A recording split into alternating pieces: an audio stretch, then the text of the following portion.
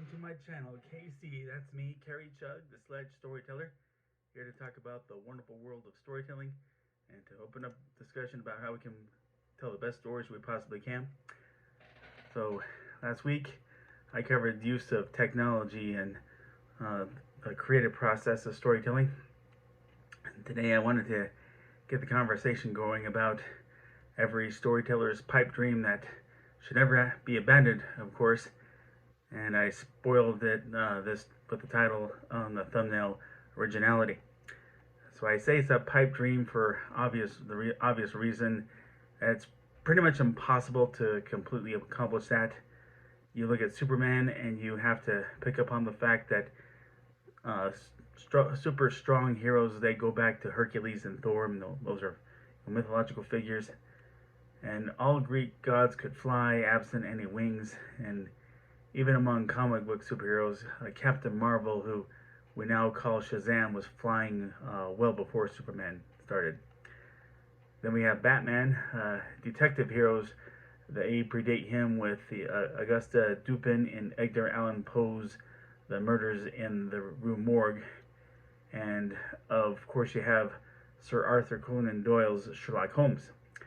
And the hero with the scary bat motif costume, that goes back to the 19th century with a crime fighter named Spring Heel Jack. And he was, his stories were written in the British equivalent of pulp novels called the Penny Dreadful. And he went through several costume changes, but a lot of those times he had bat wings and a demon mask with horns, much like Batman's bat ears. And his is a fascinating story of how he came to be and how he was adapted. So down there I left a link to a well-made video by the YouTube channel FizzPop1. I recommend you check it out. But Superman and Batman have been frequently referred to as the roots of the superhero tree because every superhero created since has been adapted from either or both of them to one degree or another, be it powers, ingenuity, initiative, personality, or characteristics. So, by that token, we can't reasonably expect to create something that is completely unique. So, if you want to come up with a new superhero, how do you do that without being a complete ripoff of an already established character? So, I myself can only speak of my own process that created Sledge. So for the most part, it was watching superhero movies and TV shows. Most often, it was Batman the Animated Series. And oftentimes, among these things, I would see something that made me nitpick a little bit.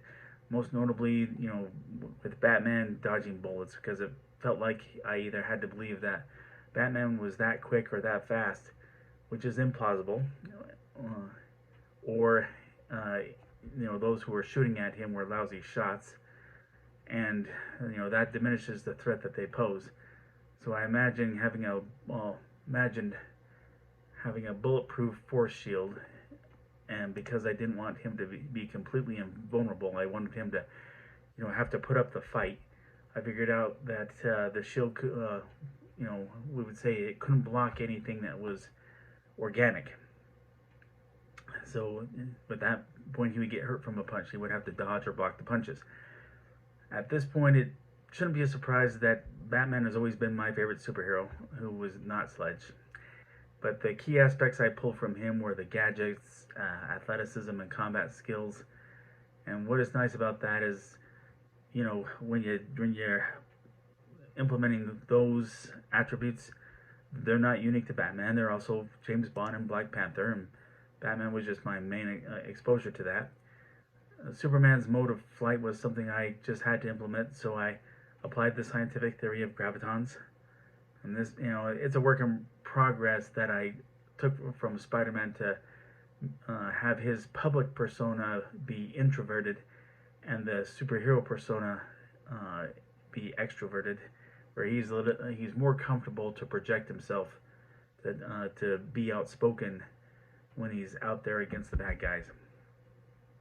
But overall, when I summarize Sledge referencing similar characters, when you look at him, I describe him as a poor man's Iron Man, an artificial Superman, gadget-enhanced Batman, and Peter Parker unable to get the spider bite, so he called Charles Atlas. So now, those who've never heard of Charles Atlas, Google that name, Charles Atlas, and if you're feeling in the dark, you'll understand what I'm talking about.